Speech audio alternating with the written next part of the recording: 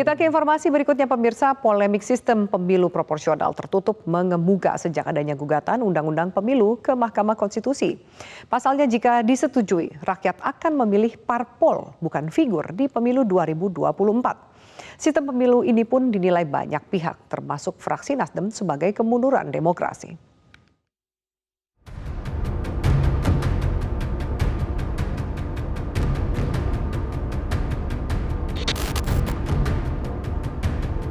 Gugatan sejumlah politikus ke Mahkamah Konstitusi terkait uji materi pasal sistem pemilu proporsional terbuka dalam Undang-Undang Pemilu mengancam demokrasi di Indonesia.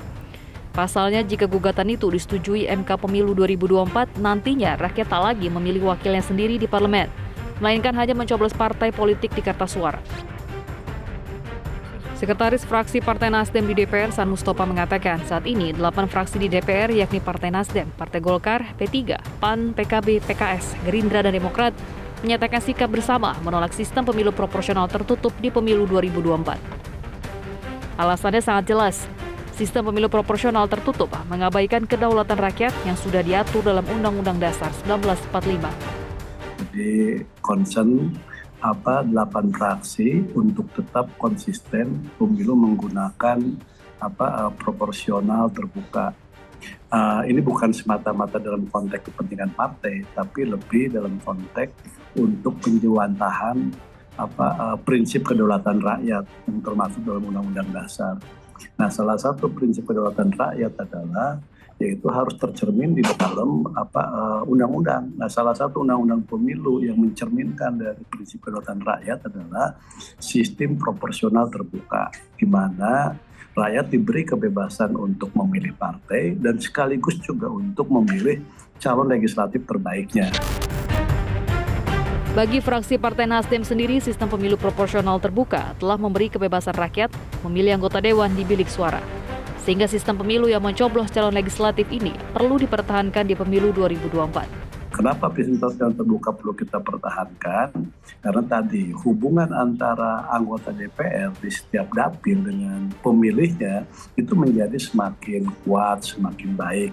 Maka representasi keterwakilan dia pun menjadi sangat baik. Nah, ini salah satunya. Dan menurut saya ini sudah dilakukan 3 kali pemilu berturut-turut.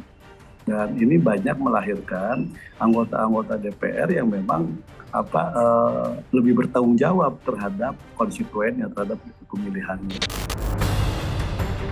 Kekhawatiran akan mundurnya demokrasi tidak hanya datang dari mayoritas fraksi di DPR. Direktur Eksekutif Institute for Democracy and Strategic Affairs Indo Strategik Ahmad Khairul Umam menyatakan sistem pemilu proporsional terbuka mencegah oligarki parpol serta kooptasi yang kuat dari elit parpol. Menjadi tidak tepat kalau misal Mahkamah Konstitusi yang memberikan keputusan apakah kemudian sistem proporsional terbuka atau tertutup, karena itu adalah sebuah keputusan politik. Keputusan politik adalah produk dari DPR dan juga pemerintah. Kalau kemudian MK misal memberikan nanti putusan dari proses judicial review yang berkembang, kemudian seolah-olah kemudian mencoret atau bahkan mengembalikan ke konsep proporsional tertutup, saya pribadi menilai itu sebagai sebuah kemunduran demokrasi.